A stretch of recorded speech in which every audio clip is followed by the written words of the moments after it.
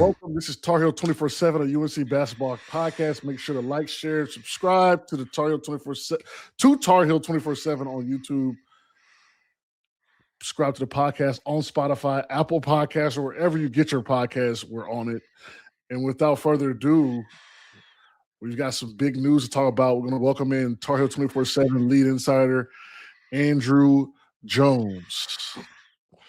What's up, man? Busy day, busy night. So let's get into it. How has your last 24 hours been? Exciting. Yeah. You know, I don't like to see what happen. I mean, I really like Hubert, and I think it's a sad and exciting time for Carolina basketball, which we can get into. But at the same time, when those journalistic juices start flowing, it's pretty exciting. And just to see how things play out and the information, people's reactions, it's always really interesting. And I think one of the things that's been reinforced with this, John, is just how massive and how passionate the Carolina fan base is. And their opinions are so strong for and against what has happened. But I think they're all united and excited about what's to come next. So it's been very interesting. It's been a grind, but the grind is also the reward. As you know, being a big time athlete, you understand the grind is the reward. Yeah. Out after 5 seasons, overall record 125-54. Coached the 4th most games of any coach behind Dean Roy and Frank McGuire. So this is kind of uncharted territory we're entering in. I'm glad you said sad but excited. I was on the HQ today, and I said the same thing. Like, you're sad because I know Hubert personally. I know his family. Like, he's a close friend of mine. Yeah. So it's sad to see him go. But I also know Hubert, and I've seen Hubert from just even being an ESPN to the day he started being an assistant. I'm happy that, yes, he wanted to be the coach, and I don't think he wanted to leave, and he wanted to lead his university, but I think a weight is off his shoulder. I don't think Hubert looked like himself the last 8 months, just for me personally knowing him and his demeanor and who he is as a person. Yeah. I think this was weighing heavy on him, the stress of the job, the stress of expectations. 100%. In fact, I'll send you a text after we're done with this to show you these 2 photos. I was in Getty Images the other day looking for photos of Hubert, and 2 photos next to each other. One was his introductory press conference, and then one was last Wednesday in Greenville. He looked 12 years older, and it hurt my heart. It was sad because he's put so much into it, and you could see. And I think it really illustrates how big the job is. Coaching basketball at North Carolina is not just X's and O's. It's not just smacking a guy in the fanny and saying, hey, go out and play your heart out. There's so much else that goes into it. And I agree with you. I think the wear and tear on him the last several months especially has been quite evident. The press conference last Thursday wasn't the first time he's done that. But he did it on a stage that everybody noticed. And he was mocked the next day for it. It was a bad look. And I think it reflected what you just said. Just kind of over time, it was just so much. And he gave it 5 years. He gets to walk away with some incredible stuff, John. No one could ever take beating K in his last home game and that Final Four win. No one could ever take that away from him. And I hope in time, sooner rather than later, he understands that and he recognizes that he is still as much a part of the family now as he's ever been. I just know that there's a lot. He's upset. I know there's some anger perhaps that needs to settle. But in time, he's going to be so embraced in the family and people are going to respect what he did. And he did a lot of good things. It's just this is North Carolina. It's a different animal. Most other schools, they would give him a 5-year extension. In North Carolina, it's just different. And it's different for a good reason. You're one of the reasons why, because of what you guys did. You guys had to perform at a different level than maybe guys at other schools in the ACC would have to perform. That's just part of the standard. And when you signed to play for Roy, you understood what you were getting into, and you dealt with it. So it's a different animal, and it's a different animal for a good reason. And they're going to end up, I think, getting an upgrade moving forward, especially with the names that we're hearing. I think you brought up a good point when I was there. The pressure we embraced it. Like we knew, I kid you not, I always laugh. Maybe my freshman year, but like my last 2 years, I don't think we ever played a game where we weren't favored. Yeah. Like, so we were expected to be undefeated. Obviously, that's not possible, but that's what literally comes with playing, and you embrace it. And now I will say we didn't have the social media noise. We had Facebook. And then Facebook, once you get a certain amount of friends, you can't even add anymore. And people weren't really, like it was just different now. Yeah, Right? I remember that. And comments. And so the noise was a little less, but I would say when you lost a game or you weren't playing well or something happened, it reverberated through the town, through the city. So I know the feeling of we went to the NIT that year and Coach Williams literally was like, "Hey, look, we're going to do something different this offseason than we've ever done before because this is not happening again." And that season weighed on him tremendously. And it weighed on him. And he was talking about, "Hey, look, man, this might be my last couple of years. Obviously, we turned it around, but it's super interesting to just kind of think, even with Coach Davis, where do you think that? Do you think the VCU was the final straw, or it was like second weekend or bust? What do you think? I think they kind of needed VCU to happen to make this happen. Yeah. So the tea leaves were what they were beforehand. I've said this multiple times. I don't know if I've told you this. Maybe I have, but in conversations with people who matter, who make these decisions, a few of us who had some of these meetings off the record for the last few years have been told, we see what you guys see. Mm-hmm. So you can look at the record, and I've been saying this the last week or so people can really get a good visual. From a 30,000-foot view, it looks pretty good. But when you get closer and you start to see, okay, well, how did they get to those records? What took place in the process? And it doesn't look as good. And that's where that comment comes from. We see what you guys see. So what the VCU game gave them, quite honestly, was 14 minutes and 58 seconds of all the bad stuff for the first 5 years. Just all came out. And I hate to say it because I really, really like Hubert personally. He's a wonderful guy. You know him really well. He's a really, really genuine, legitimate guy. But he froze. He froze in that moment, John, and there's no way you can recover from that. So he kind of gave them the out to go ahead and make this happen now. Do it now. Don't wait any longer. Now, they did give him opportunities. They did give him an opportunity to write down some things about what he would do different in the program. But Hubert is also stubborn. And Hubert can be defiant at times. I know that they had made multiple suggestions to him about how he can maybe do press conferences a little bit different, and he just did it the Hubert way. So in the end, he kind of went out doing it the Hubert way, and it wasn't enough. But that last game it was on a silver platter for everybody because the Caleb excuse didn't matter. They built a 19-point lead without Caleb. They played with Duke into the second half without Caleb. They got out to a good start against Clemson without Caleb. It's when Duke punched, it's when Clemson punched, and it's when VCU punched, they didn't punch back. And that goes on the head coach. And that ultimately was the final straw. Yeah, I think, I hate to bring Duke into the chat, but during the VCU game, just from a, outward perspective, Hill Jr. is killing you. He's killing you. And you as a staff, as a coach, you have to either game plan for it so we have different schemes, or you switch up the coverage. And I personally was frustrated, and this could have been any team. This could have been Syracuse, Clemson. It was frustrating to watch just from a former player, just from just played the game while you keep switching Jaren Stevenson on him. Jaren Stevenson can't guard him, right? Jaren Stevenson is 6'10", he can guard the perimeter, but he can't guard him. And they would switch to over and over and over. And then you look up, he's got 34 points. Yeah. And then you watch the Duke and Siena game. They're down 10 at the half. Coach Shire puts his pride and ego to the side and says, I know I've got these awesome guys, but they can't guard. Let's go to a zone. Yeah. They can't guard.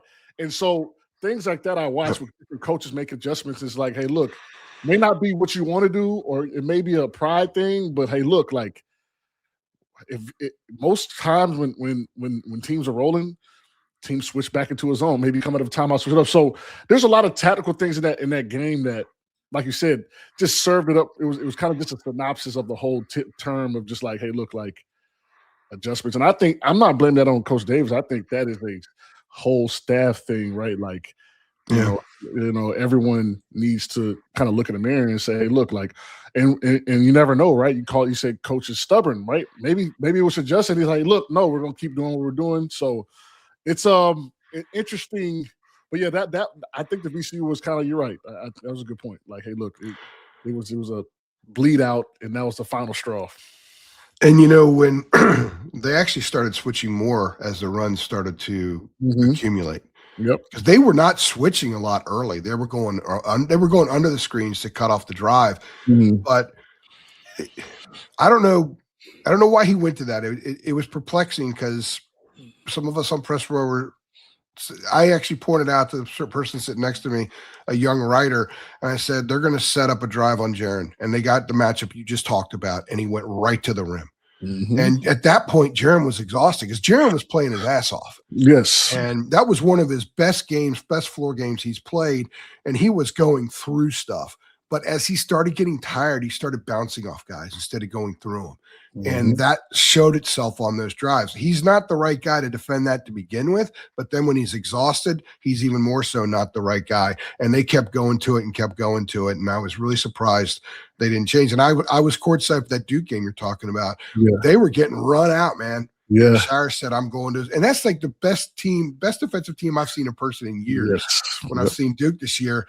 And how Shire's like, you know what? We got to switch. We got to change something up. Yeah, we got to change something up. And so I think that was, if I had any kind of synopsis of kind of this, of Coach Davis, like, hey, look, like adjustments came a little too late, or, you know, it's also like a professional athlete thing too, man. Like I feel like, you know, even for me sometimes I'm like, look, this is how I got here.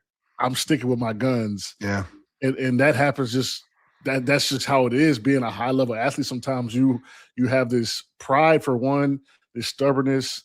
Like Coach Davis probably got to the pinnacle of his career by saying, you know what, I'm going to leave ESPN. I'm going to do this my way. So that could have been maybe his downfall in the end.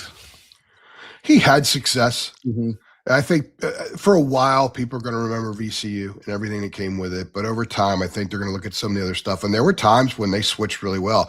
Switching it's interesting. I should probably send you the quote, but a very good friend of mine covered the NBA for a long time, and he was covering the Portland Trail Blazers. And the head coach at the time, Nate McMillan, brought him in to his office, and they were talking about their defense because he was wanting to write a piece about how NBA teams defend as opposed to college, right? Because there are stark differences. And one of the things that Nate said is, I don't believe in switching. And he showed him examples why, because switching gives you a false sense of security on defense. And you can never have that because your has to be on a swivel, and you have to be on high alert all the time. And when he watched the Clemson game, after the Clemson game in the ACC tournament, he sent me that quote from Nate McMillan.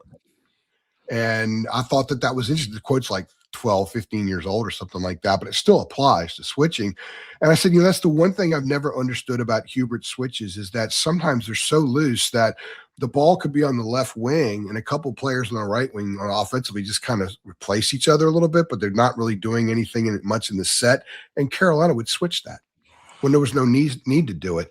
And those were stretches when they were getting gashed. And Clemson was attacking. They were blitzing those switches during that time. And I do think it leads to a false sense of security. If you switch and replace or recover quickly, that's different. You can really throw a team off. I think that was probably Hubert's intent. They just didn't execute it well. I'm not sure they had the athletic personnel to do that as well. If you're not super bouncy, it's a little harder to do that. And just teams got to beat on it. SMU got to beat on it. Andy Enfield after the game said, we attacked their switches. When they were at Cal, Mark Madsen said, we attacked their switches. But it didn't register. They kept doing the same thing too often. Whenever they did it and a team was able to exploit it, they lost those games. Yeah, you know, I think, you know, from my playing experience, switching is not something that you plan on doing. At least the best teams I've been on. You don't plan on switching. You switch. So, for instance, I'll give you an example for the folks at home. Come to the game. Okay, 5 names on the board. Henson, Zeller, you're switching 4-5. That's it. You're not switching 1-3 or hey, look, Harrison, Dex, you're switching to 2-3. Like it was always specific switches. It wasn't we switch. It was like, hey, look, if these two guys come together, you can switch this. If not, we're in coverage. So I felt like with Carolina, like you said, it was kind of like switch. Everything like, switch. hey, look, Yeah. like it's got to be a little more specific. Like even on that when you talk about how they just switch when they didn't need to switch, right? Yeah. That would be something you say, hey, look, no, you're getting through that. We're switching on certain pick and rolls. So like switching has to be because in college, I'm sure as you see, switching it makes it switching is a what's the word I'm trying to look for? It's a cop out. You switch. You give the offense an advantage. When correct me if I'm wrong, but my understanding with Roy hated switching, but but he gave you guys, especially the older teams, maybe in 2010, you didn't have this, but you did in 11 and 12. He gave you the liberty that when you thought a switch was necessary, he gave you the freedom to make that switch occasionally. But by and large, you want everybody to be Wes Miller and go over top of the screen as an example. Well, didn't he give you guys a little bit of freedom there? Yeah. So for me and Z, me and Z were interchangeable defensively. So what me and Z would do is, depending on what happened, I got the first big. If I'm getting a rebound, Z's down there, he's got the first big. That was our switch. There wasn't anything else. So that was, I guess we did kind of switch, but not really, right? Like, and then on the perimeter, for the most part, we didn't really switch. But also, I will say this, guard on guard screen and roll wasn't a thing when I was in school. Yeah. We would have probably had the game plan a little different. The three setting the screen for, like, even with Harrison, now we had the defensive chops per se, but also we would put Kendall on the 2, maybe even Kendall on the 3, because Kendall had size. So it was a little different, but yeah, Coach Williams, not a switching guy. He would actually get upset if you switched because it was easy. If you switch because you had to, cool, but if you switch because it was easy, you're in trouble. So it's interesting. I had a press conference of his pop up on the notifications on our channel about 2 weeks ago, and I watched it, and they lost to Pitt. And Pitt was really good when they had good talented guards at exploiting those switches. And he went off for a minute and a half about a switch that occurred that shouldn't have. For a minute and a half in the press conference about one switch. And you know what I'm talking about. You've heard it from him before. And I thought that was – it's almost like it was a blessing that I got to see that from him, because we've talked so much about switching with Hubert, and it really kind of brought home where there's various ways you can switch. There's various degrees of it, which you already talked about, and when Roy kind of hit on in that press conference, and then where it's just everything. And too often it was everything. And there's some guys on this team that, quite frankly, maybe should have been in a zone a little bit more. I liked it when they went long. A zone could have been – if you put someone like let's see, put Jonathan Powell at the top of like a 1-2-2, something like that. And you could have really thrown some people off. When they won the title in '93, when Dean's second title, he went to a 1-3-1 against Michigan with George Lynch as the back of that zone, just roaming that baseline. And he caused all kinds of problems for Michigan that night. And Dean was a man-to-man guy, but he also understood sometimes you've got to change it up and you've got to go attack their strengths with something different than what you normally do. And it won him a national championship. So if Dean can do it, I would think anybody can do it. Yeah, I was looking at the defensive rating. So we were number 5 my sophomore year, and then we were, I think, 11 my junior year. So we had a pretty good defense. That's pretty interesting. John, that's what the Florida State game factored in there. Yeah, no, I'm just like, it's kind of, I'm looking at it like, okay, well, we played a little defense. We were so all right, let's see. You guys kept people in front of you. Yeah. Like I said, like in front of you, you were really good. Reggie could guard. Yeah, obviously Kendall wasn't necessarily the best defender, but he was 6'5", right? Dexter could guard. Obviously, Harris can guard. I was defensive guy, and Z was a stout post defender. So we had some defensive chops. Well, you and Z, your rotations defensively down low to help as rim protectors was elite. Yeah, I had to yell at them.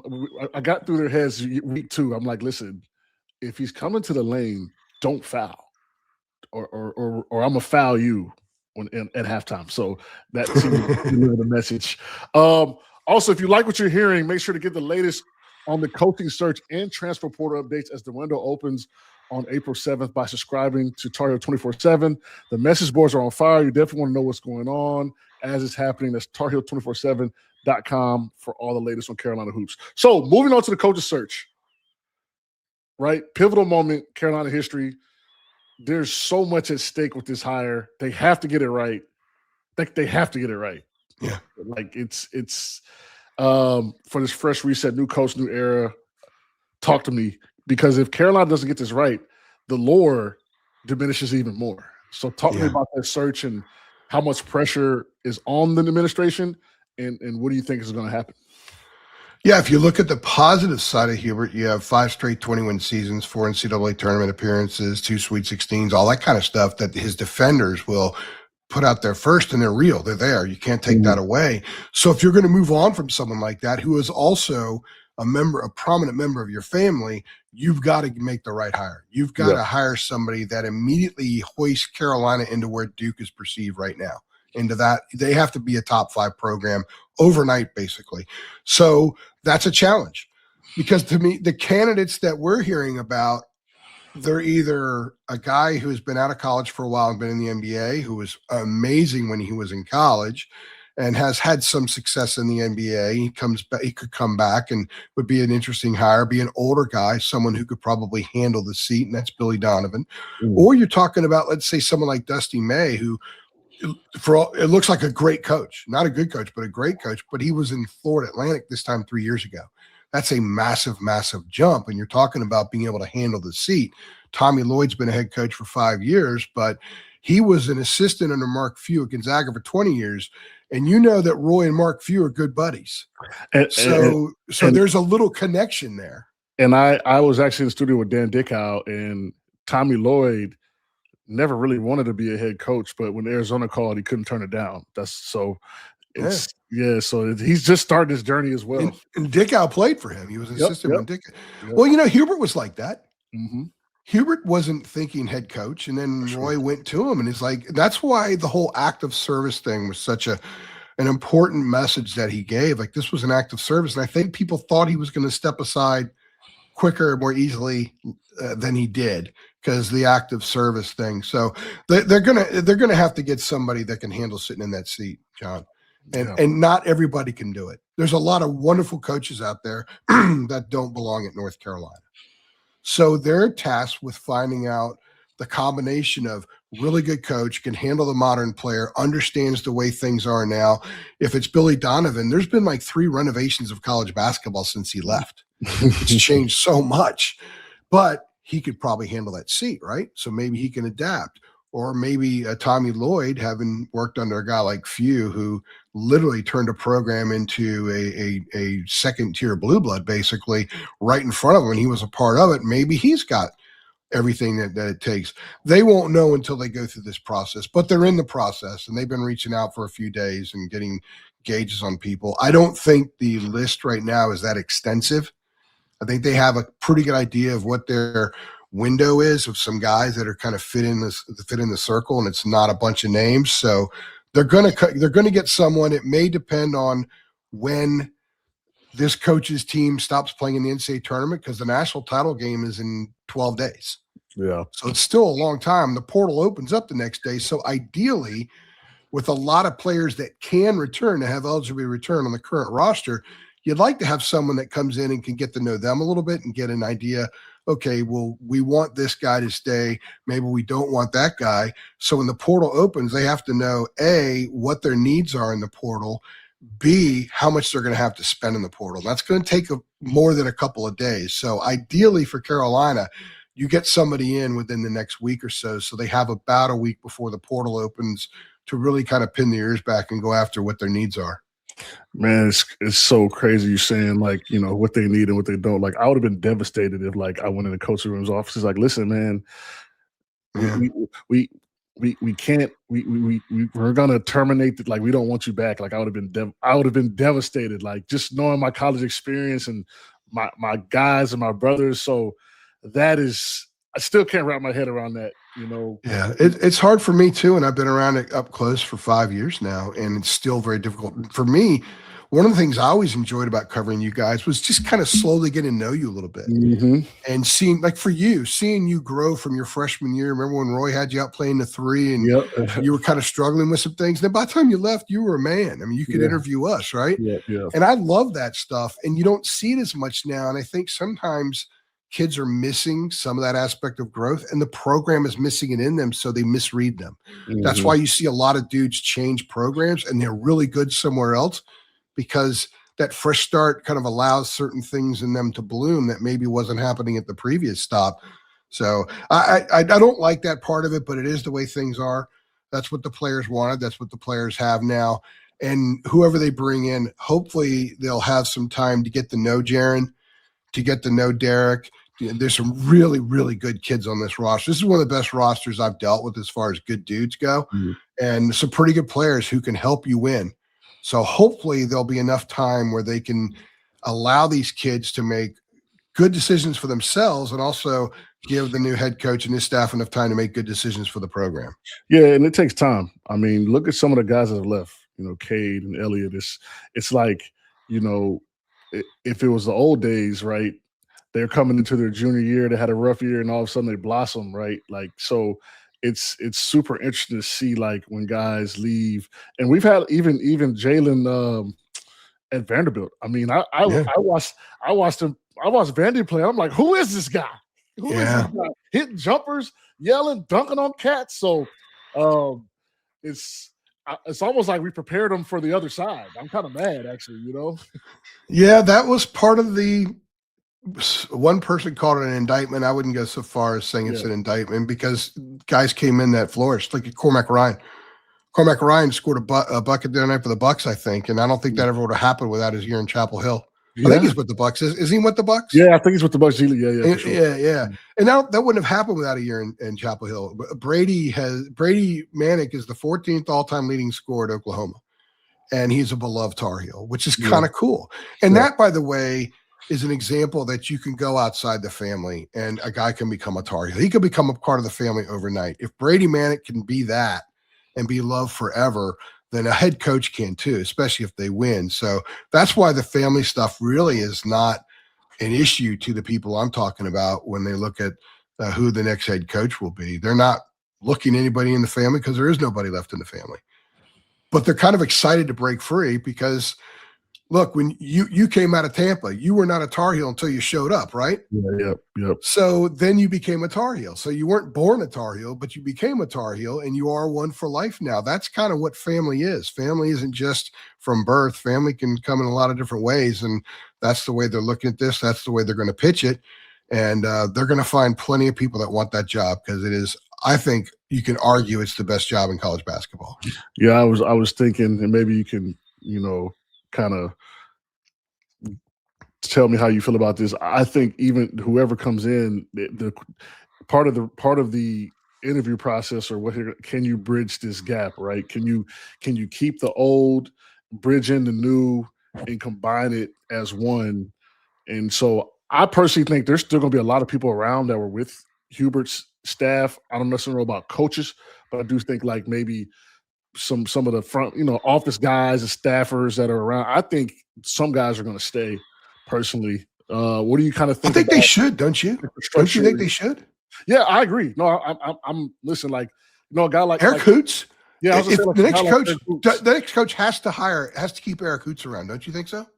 I mean, that's already been infused through everyone. Like, everyone's kind of, hey, listen, man, people are calling on behalf of him, because he is kind of the leader of the old guys, and so he keeps us up to date. He keeps us in the loop, and so I think Hoots is gonna probably have to stay. I'm not even. I'll hate to say have to stay, but it would be an uproar. I would say have to. It would be it'd be an uproar. As a former player, maybe you can't say that, but in my position, I can say I think he has to stay, and I think that goes to what you just asked me about bridging the gap. Yep. You want to bridge the gap? Don't just keep some Carolina guys because you're keeping Carolina guys. Keep them because you think they're good for the staff. Sean May has gotten so much better as a coach. Yeah. I watch him working with guys doing big man stuff, and he's gotten a lot better. Maybe Sean's someone you keep. Marcus Page, if you look at the staff right now, Marcus may have the most potential to be a head coach someday. Yep. And Marcus might be someone you keep on the staff. Doug Halverson, the trainer, he's been around forever. Keep him on the staff. I don't know what they think about Jonas Saratian. Jonas has been around. Jonas was there when you were there, right? Yeah, Jonas is my guy. Yeah, Jonas is awesome. Jonas is a part of Carolina basketball that most people don't know who he is, but that's part of the infrastructure that you keep it whole while also becoming new and fresh. And I think that can be done.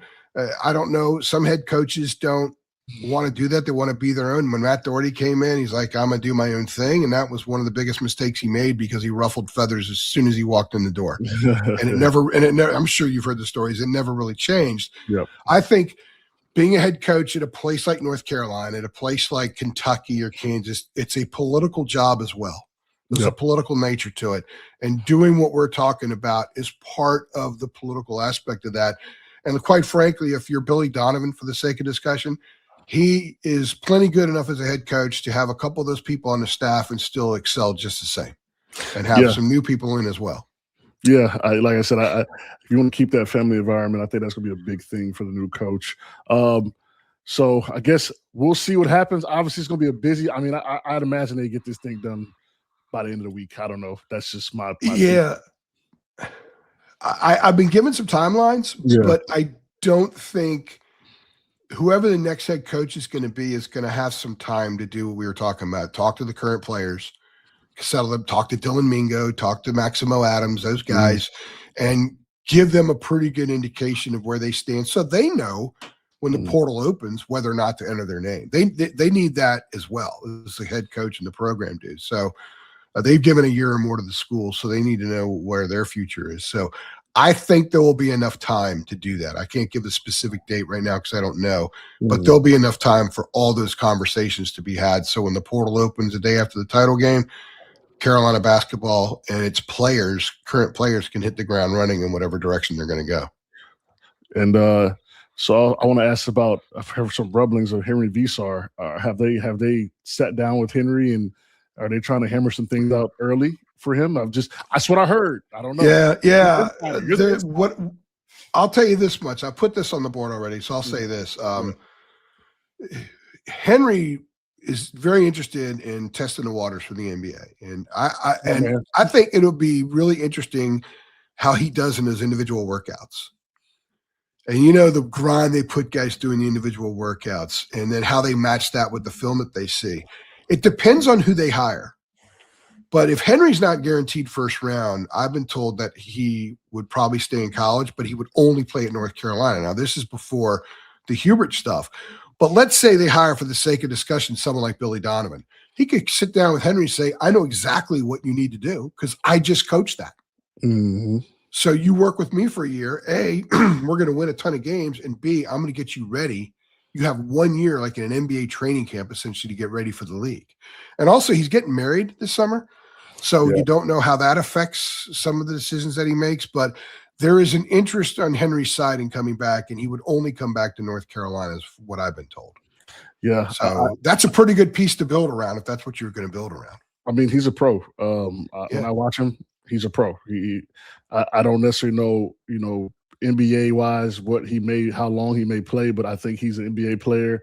And if he doesn't play in the NBA, he's going to be a EuroLeague guy making millions, in my opinion. So hopefully, if it doesn't work out for the first round, the problem is the first round, end of the first round, you're still getting nice little contract these days. Back in the day, it wasn't like that, but it'll be interesting to see the draft process.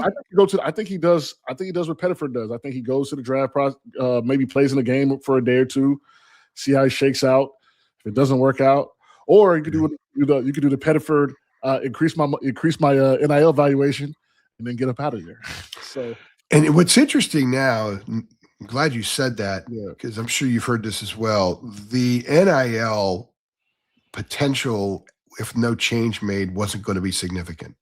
It wasn't going to be as much money. now the money's going to be there. So Henry can make more money next year in Chapel Hill than he would make in the NBA next year. But he's also going to be 23 then when he would come out.